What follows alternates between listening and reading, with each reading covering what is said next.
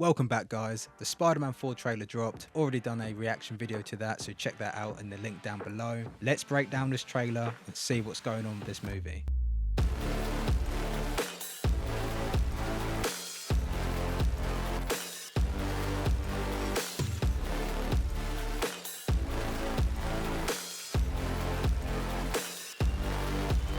So in the opening part of the trailer, we see Peter Parker with the same letter that he had at the end of No Way Home. If you remember, at the end of that movie, he went to see MJ and tried to remind her of who he was. It seems like a really low point in Peter Parker's life. And you can also hear him narrate through the letter as well throughout the trailer. You see Ned walk past Peter when he sat down, and it makes you think, okay, the shots of later in the trailer of Peter in the flat, I think that's the same flat as it was at the end of No Way Home. You get a lot of shots of Peter, I wouldn't say stalking, but he's kind of he's trying to get back into Ned and MJ's life. I was really hoping this movie would take a break from Ned and MJ's characters and throw in some new ones like Harry Osborn and Gwen Stacy. I think we're going to get Harry Osborn after Avengers Secret Wars, as the Green Goblin confirmed. Oscorp doesn't exist. There's no Oscorp, there's no Osborns in the MCU, which would make sense after they do the reboot after Secret Wars, that they now introduce some of these characters. I was hoping though that they would take a break from MJ's character and they would give us Gwen Stacy in the MCU, and to not necessarily copy what they did with the Andrew Garfield movies, but to potentially give us a Spider-Gwen kind of spin-off sort of thing that can, you know, use that character for Secret Wars and then for that character to bleed into the new reality that we're going to get after Secret Wars. So this shot is pretty cool. So Peter getting the key to the city. Kingpin's no longer the mayor. I beat you! So whoever's presenting this key, I'm assuming, is the new mayor. I suppose, spoiler alert for Daredevil Season 2. So what we notice is Peter Parker calls the Punisher Frank, so they obviously know each other. You know me. No, I don't! It might be a case where the movie starts and they already have some sort of friendship or rivalry going on, and then that will be further explored. And I like how Frank gives zero fucks and shoots him.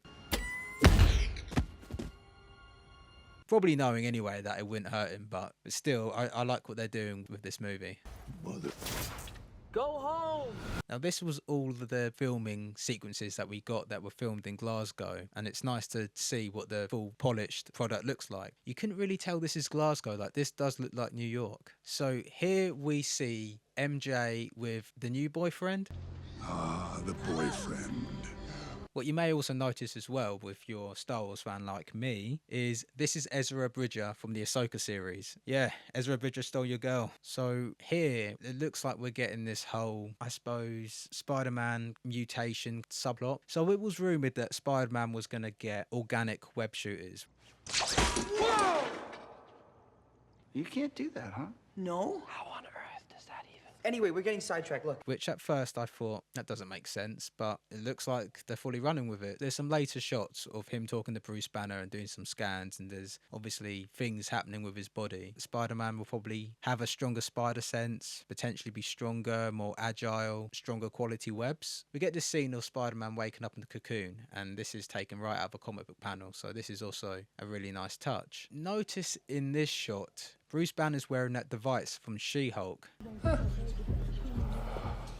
He almost tasted that. Num num num num, eat it up. And this is the device that stops him from turning into the Hulk. I'm sure, no doubt, in some part of the movie, he's going to end up removing it, or it's going to get broken, or he's going to lose it somehow. And that's when we're going to get him hulking out. Bruce says to Spider-Man, what was your name again? Is it that Bruce Banner remembers Spider-Man? Obviously, I don't think they necessarily interacted much in Infinity War or Endgame. I think what will happen is that Bruce won't remember Spider-Man. He'll probably be like, oh, I think I've heard that name Peter Parker before, or something like that. And then when he finally hulks out, Hulk will remember Spider-Man. See, Hulk has a completely separate personality and is basically a completely different identity. No Banner, only Hulk. What are you doing? It's me. And I think that will be the loophole in Doctor Strange's spell. Now, this is interesting. So we see this elderly lady in the tank. So she's obviously been mind controlled. Whoever's mind controlling then jumping from person to person, which makes me think, okay, Sadie Sink's character is most likely Jean Grey. Right after that scene, we get this shot of probably, again, Sadie Sink's character wearing the green and the yellow, very X-Men sort of colours. I believe this is actually Jean Grey's colours anyway. So I think that kind of goes to prove that Sadie Sink's character could be a variant of Jean Grey. She's the one that's doing this mind control, and we'll get into why she's doing that later on in the video. And now we have a look at Scorpion and his mechanical Scorpion suit. So this was interesting because obviously we all knew Scorpion was going to be in the movie, but what we didn't know was if this was going to be some sort of mutation or a mechanical suit, as this was all going to be CGI'd. It's interesting to see Scorpion back, as we had that after credit scene from Homecoming. We've got that shot of Spider-Man standing next to Zendaya, and it's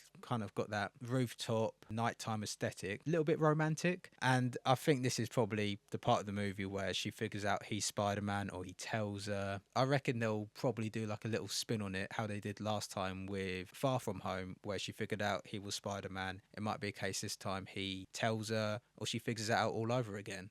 If you don't, I'm just gonna figure it out. I've done it before, I can do it again. We get a shot which is literally ripped from a classic comic book of Spider-Man saving someone. Next shot, we have Boomerang fighting Spider-Man. So I believe the shot after this is Tarantula fighting Spider-Man. I think these will be part of the opening scene where we'll get a montage of Spider-Man fighting these D-list villains. And now we get our first look of the hand. And then we see him rip the sword in half with the webs. This was fucking awesome. Like, this was sick. Just before that shot, though, we see his eyes turn black. I think that's a completely different shot with different context. I think this is probably Sadie Sink's character possessing Spider-Man, potentially. We'll get into why she's doing all of that later on. But it does make you wonder, who hired the hand to fight Spider-Man? Is this anything to do with the Kingpin? The original draft of this movie was that it was going to be Spider-Man and Daredevil teaming up, and that the Kingpin was going to be the main antagonist. There was rumours that Tombstone is going to be the main villain behind all of this. Even though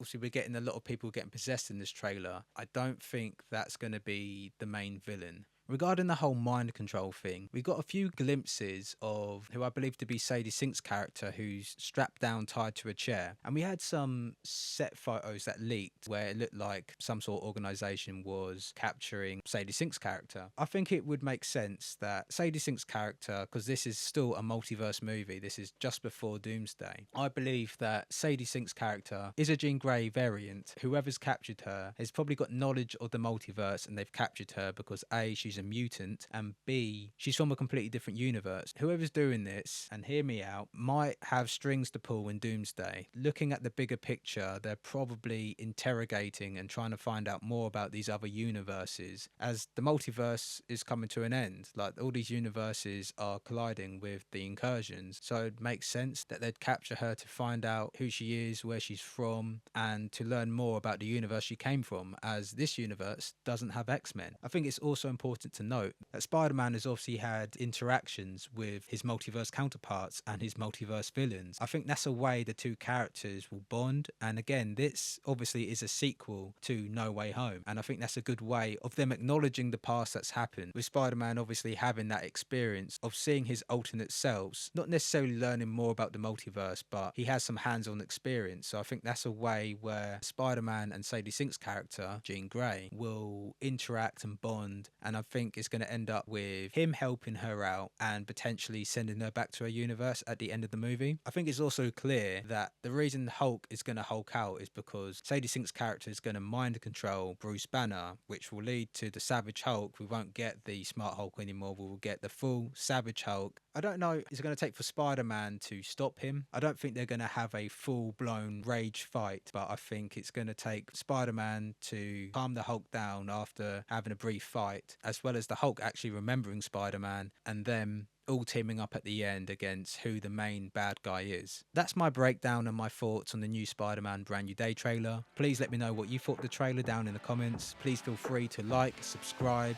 and I'll catch you in the next video.